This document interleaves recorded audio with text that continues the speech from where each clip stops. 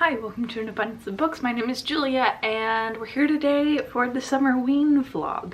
I am here to introduce it to you because it's a bit of a chaotic mess. Summerween, you all know, readathon run by Gabby Reads every year, and I decided to stretch it into the whole month of July. I started doing Summerween on schedule, and then by like the Wednesday I'd only finished 2 books, but I still look forward to it every year. That I was like, let's just read thrillers until I can't anymore, which ended up being all of July. There are 5 prompts for this readathon, which I have spread into 6.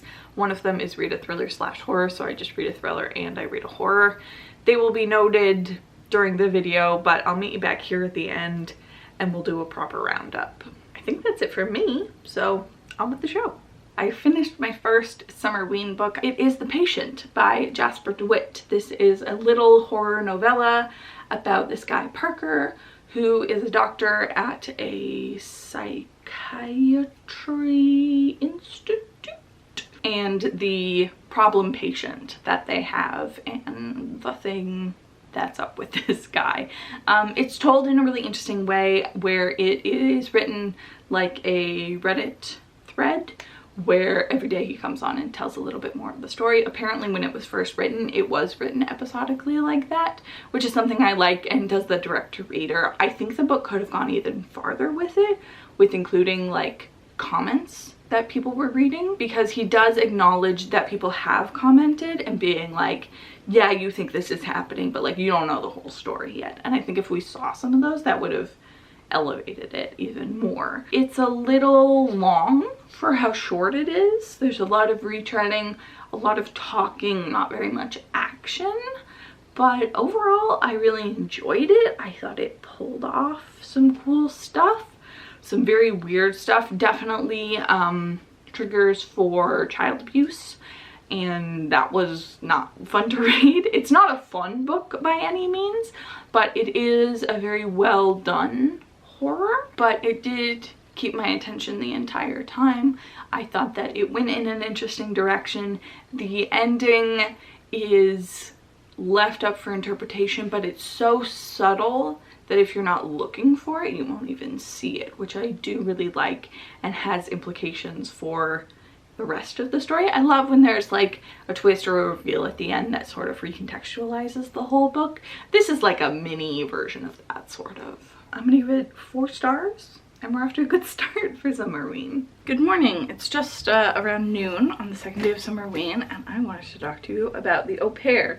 This I picked up while we were at the beach, and I read the first chapter and I was like, I'm probably gonna DNF this. It's fine, but it's very generic, and you know, there are other things I kind of want to read more. This is from my physical TBR, which is why I wanted to get to it more than other things. But now I'm about 120 pages in and I'm hooked. The thing that made me keep reading is that this is dual timeline and dual POV. So this woman, Seraphine, is trying to figure out what happened on the day of her birth, which is also the day that her mother killed herself by jumping from a cliff. So she's trying to track down the nanny who worked for them around that time. And so you're also getting from the nanny's perspective the summer leading up to that event. But then also in the present day, she's trying to track down the nanny, and the grandma's being sus. And so it's very complicated. The thing that I'm really loving about this is it's just plot and mystery. So every scene, the justification for it is giving you a new piece of lore or a new puzzle or something, and that I really enjoy that. There's very little character development, but enough to get by as to like, what is this person's deal really? So now this far in, on top of the main question of, did the mom really kill herself? Why did she do that? There's also questions of like, are the twins really twins? And their father also recently passed in an accident, and so now that is being brought into question, if that was actually an accident. And then the nanny in the past timeline is also doing a, they can't find out what I did or whatever. There's hints to her being hospitalized at some point. I don't know what is going on with this one today. I enjoy something that has 12 little mysteries to hold on to rather than one big one, and I am hopeful that it's going to end in a satisfying way, though I have no idea. It's also a bit of a small town mystery, but in a way that I'm enjoying because these people are also stinking rich. So it's not just like small town, everybody's chatty. It's everybody's chatty and everyone is crazy rich and like friendly, but are they really, because they're just trying to protect themselves? It brings a very interesting dynamic, as well as their house, Summerween, which is this huge mansion with a path down to the beach. They have a full-time gardener that works for them, so like there's weird stuff with him. I've also got the audiobook for this, which I am enjoying, though one of the narrators I enjoy a lot more than the other. One of them also talks faster than the other, so I'm finding I'm adjusting my speed between the two, which isn't ideal, but you know, whatever. I also find with Brits, because this is a British story, their accents are just a little harder for me, so I'm a little bit slower than where I would normally be. But I'm hopeful that I can finish this quick because this wasn't on my original TBR, in my mental TBR, so we'll see how much I can do. So I finished the Au Pair and I'm gonna give it 4 stars, but I can't recommend this book, and it's a very weird situation for me because I really did enjoy it. I thought that the writing was interesting, the characters were interesting, the progression was all good. But remember how I was talking about how there were like 3 mysteries going on and there was so much to solve? We just don't solve some of those mysteries. They say maybe this thing happened, but there's no proof, there's no nothing. It's a weird thing too where neither scenario that they present really makes sense or is satisfying that you could like pick one over the other. And I hate that. There's some stupid stuff in this book. There's some stuff that is hard to believe. If you have a problem suspending your disbelief, this is not going to be the one for you. I liked it. There was this one thing happened that was like kind of stupid, and then another thing happened and it was like doubling down on just how stupid it was. And that I found a little bit harder, but like I don't hold any animosity toward this book, which is very strange. But I can't recommend it as a mystery thriller because the mystery isn't solved. I liked the end. I liked how the 2 timelines and characters came together and informed each other's stories.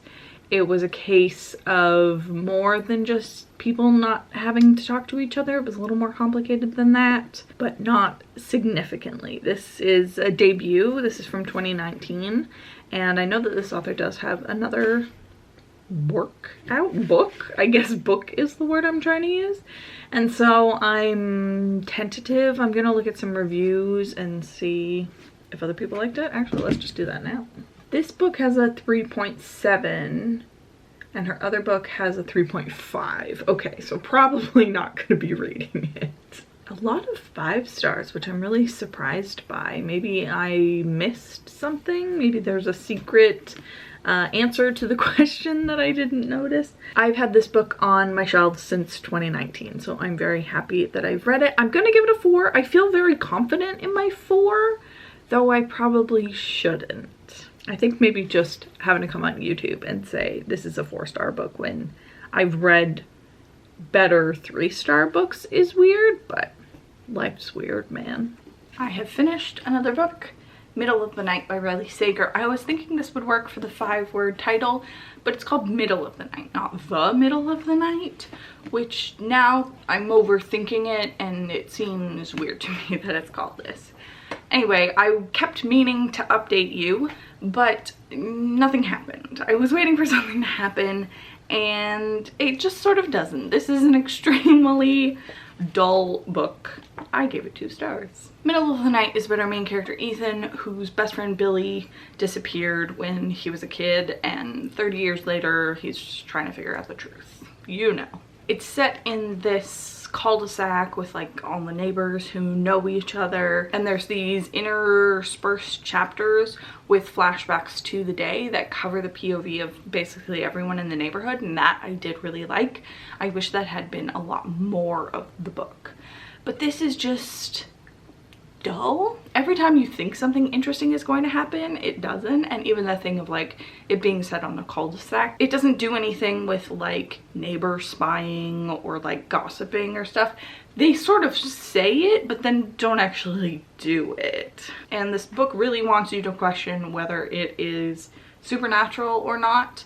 And I think no matter which side you want it to be on, you're gonna be disappointed. There's mentions of cool things in here. There's also the Hawthorne Institute, which is like a mile away from where they live. And they're like, we don't know what they were researching. It's gonna be a creepy place. It's not, like, it's a little creepy, but like it's not worth mentioning really. Whatever the boringest, simplest explanation is, that is everything for this book. I give it 2 stars because I did like the ending. I liked some themes that came around and stuff, but like there was nothing shocking in here or particularly interesting. I don't think I'm going to think about this book ever again, and I'm a little upset that I own a copy. I should talk about the one thing that we all knew about this book, which was that it was Riley Sager's first male protagonist, and he's just as bad as the female protagonist. He's just as much of a nothing person, except I feel like he takes up a lot more of the book somehow. There's also a female character in this, and I kept thinking like, is she being suspicious, or does Riley Sager just like not know how to write women or like relationships? I would call this almost more offensive than Survive the Night, because Survive the Night at least has a plot and a twist and some bonkers action happening. There's no action in this, like almost nothing. And anytime you think you're gonna get action, just kidding, it's the most boring version of it. So not a great success, but we're on to the next thing. I'm halfway through my next read now, which is The Midnight Feast by Lucy Foley. I didn't mean to read the 2 neon green covers back to back, but the library demanded it, so that's just what we're doing now. And it's great. It's so refreshing to read interesting characters, interesting character perspectives too, after the Riley Sager, because this is Lucy Foley. There's 4, now 5 POVs, and they're all actual people, and they have differences between them, and they have different preferences and ways of speaking. It's just like, well done. It's what you want from a book. I don't think it's like miraculous or anything, but it's just like, yeah, that's what I want. It's a story about this new retreat hotel thing in the English countryside and a disaster that happens on their opening night. And so you're getting flash forward, flash back, and I'm liking it. I'm liking the glimpses into where we're going. It's going to get intense, and I'm here for it. My one big complaint is that there aren't parts. I'm halfway through now, and it's just sort of chapter, chapter, chapter, chapter. And because you're switching POVs and timelines, I'm finding it taking a lot of my brain, and it's not like as easy to get back into as I would have thought. Like every chapter, I feel like I've run a marathon and I just need a breather. I'm also curious where this will go. This is also doing a bit of flirting with the supernatural, so I'm interested in if we're gonna go that far, because Lucy Foley has never done that before, so we'll see. But I'm really liking it. I don't associate myself as a big Lucy Foley fangirl, but I've read all of her stuff. I own all of her stuff except this. I also just love Francesca. She's arguably the main character and the main villain, and she's a crystal girly, and she's so vapid but like sweet. And then you're getting flashbacks to her as a kid too, and it's just like, she's awful but she's so compelling, and I love her. I love a messy rich woman. The other POVs are fun too, like just for the contrast. One of them is a 19-year-old boy, and so just the way he speaks is very fun, like she's hot for a mom and stuff like that. It felt weird at first being like, Lucy Foley, what are you doing? But it's just a great mystery with lots of little layered things. There's 1,000 things to figure out, and I have full faith that we will. We've already gotten some reveals, which has been really fun, like before the halfway point too. So it's very well spaced, very quality work, I will say. say. I'm gonna let you know when I finish it. I just finished The Midnight Feast and I am pleasantly surprised.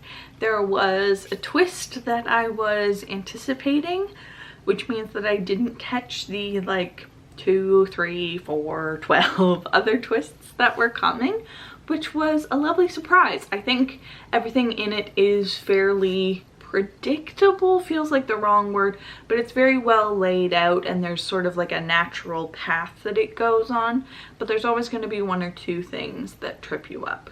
I feel like maybe there's something weird going on with me, but I feel like I haven't had as much enthusiasm for books recently. I feel like if I had read this at a different time or like a couple of years ago, I would have been freaking out about it. But here I was just kind of like, yeah, it was good. I think I'm gonna give it 4 stars. I was really impressed by it. I think Lucy Foley is doing her thing really well and I'm very impressed with it. I do also think it was a little too long. I think that a lot happens at the end, like the last 100 pages are like club, another club, another club, and it's just a lot. And I think if it had been spread, no, I don't. I just think the first 100 pages took me like a week to read and the last 100 pages took me an hour. And I wish there was a middle ground, but you know, it's probably just me. Yeah, there's a lot to love about this. The characters were really interesting. The setting was super cool. It's very like small town, everybody in each other's business, which was really fun. And then the 5 perspectives, the multiple timelines, keeps it all very interesting. And it gets wild at the end. There's a lot of stuff here to love and very satisfying conclusion. I'm impressed that Lucy Foley took a year off between books too, I think. I think Paris Apartment was the last one. I know Paris Apartment was the last one, but when did it come out? 2022, yeah. So taking a year off in between, I do think makes the quality better. Coming off of a Riley Sager that was pumped out maybe a little too fast, I think taking your time is worth it. So in the battle of neon covers, we have a clear winner, and I would really recommend this. If you have liked any Lucy Foley, I would definitely recommend it. I have just reached part 2 in my next read, The Other Side of Night by Adam Hamdy. This is separated into 2 parts. The first one's called The Child, and so I just hit The Man. It's vaguely about this kid. This book is going to be so hard to talk about because nothing's happened and yet it's very confusing.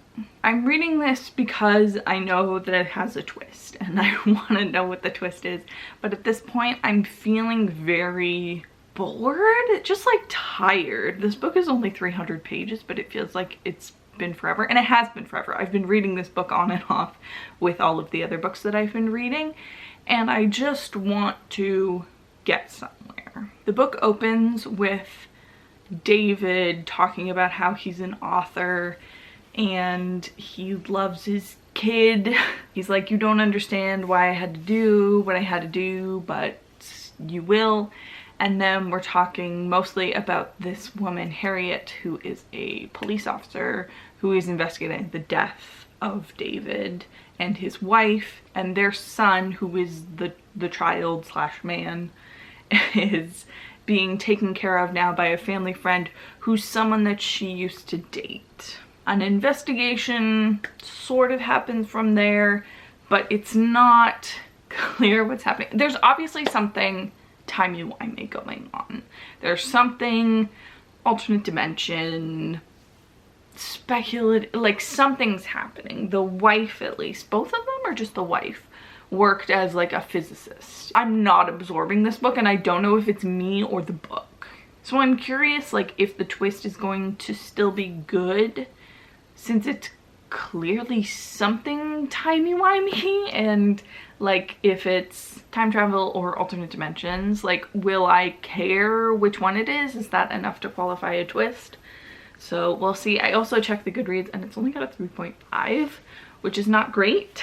That's sort of the cutoff for a readable book on Goodreads in my opinion. So my hopes are not high. There is occasionally some good writing in it. There's a bit of poetry in it. One of the guys writes poetry, so you get that every once in a while, and it's nice. It is also a little bit multimedia because there's a court case happening after the fact and you're getting excerpts from that, diary entries, lots of little things. So I do like how it's broken up. I just don't care for the actual story. And I'm flipping back and forth between my Kindle and the audio for this, and the audiobook narrator is doing a really good job. I do really like him. He's very British, which is fun. But I do wonder if like that's contributing to my less than enthusiasm about it. I'm just gonna try to plow through it and hope for the best, but like it's a 3-star right now, and that ending could push it up to a 4 or down to a 2. That's what I'm going to assume. Very excited to read reviews for this one. I'm excited for people to explain to me how dumb I am. I finished up The Other Side of Night by Hamdy almost immediately after I finished it in like 1.5 sittings. Once we hit that part 2, it really, we're cooking with gas. The brakes are off. We got into what the book actually is, and I liked it a lot more. I am gonna give it 3 stars, and I feel like I have to spoil some things to talk about why. I'm not gonna give like spoilers, but I'm going to talk generally about the concept. So if this is a book that has intrigued you, I think that it's good, but I think if you get through like the first couple chapters, it's gonna stay in that vein a lot. It's going to like, the plot's gonna progress, but the tone and the voice is gonna stay pretty similar. Hopefully that made sense, but let's get into some spoiler discussions. So like I said earlier, this is doing some timey-wimey stuff, and we finally get to it, and yeah, it's time travel.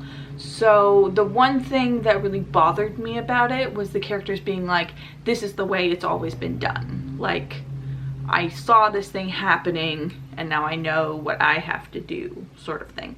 And I just don't think that's very narratively satisfying, because it takes agency away from your characters if they're like, this is what happened, so it is what must happen. I much prefer when maybe someone messes up and they don't know exactly what's gonna happen, but like it still somehow fits into the stream, or like they try to prevent this thing from happening but the thing happens anyway, sort of. It just didn't feel fun at that point, and it didn't do as much with the time travel. I read some reviews briefly and they mentioned Dark Matter by Blake Crouch, and like it has a lot of similarities to this, but it doesn't go quite as hard. It's not a sci-fi, like it is, but it isn't. This is a sci-fi with some family and like emotional elements. This one leans much less sci-fi and more emotional. Because that was the other thing that bothered me about it, was how trite it felt.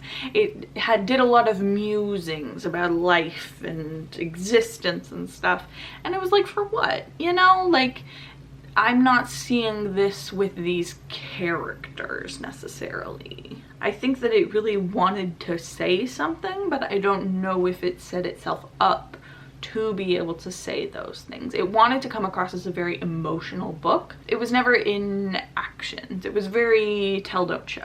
Because also there's this big thing about how one of the characters is talking to the police officer, and they're like, we're gonna be together, we just can't be together right now. And then, spoiler, eventually they do get together, but you don't see anything. They just talk about how they love each other, but it's sort of glazed over. There was a twist type thing at the end that I did enjoy, and it got me a little bit. I welled up. No tears fell, but I'm counting it for the sake of my spreadsheet.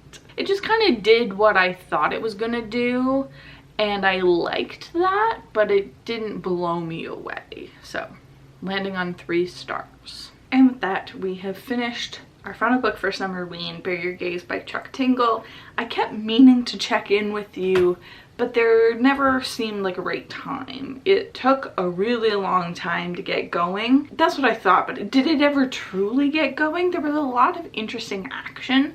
I just think that the way that it was broken up didn't serve the book. This is about our main character Misha, who is a screenwriter in Hollywood trying to get the season finale of his show the way that he wants it. Specifically, he's setting up the two main characters. It feels like a very X-Files show with two women who have been having a slow burn, and he's like, this is the time to like officially out them and make them a couple, and the studio won't let him. But it turns into something very strange, very multi-layered. I think this had a lot of good ideas, but maybe too many good ideas that could have been stretched across multiple books. Basically, he's a horror writer and he starts getting followed by his characters. Love that in concept.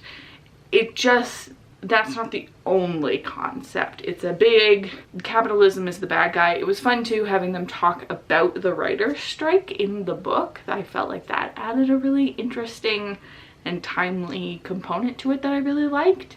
And I think Chuck Tingle's monsters are great. Like Camp Damascus has some really weird stuff in it and it gets going right away. But I think that maybe the overall subject matter of this I enjoyed more.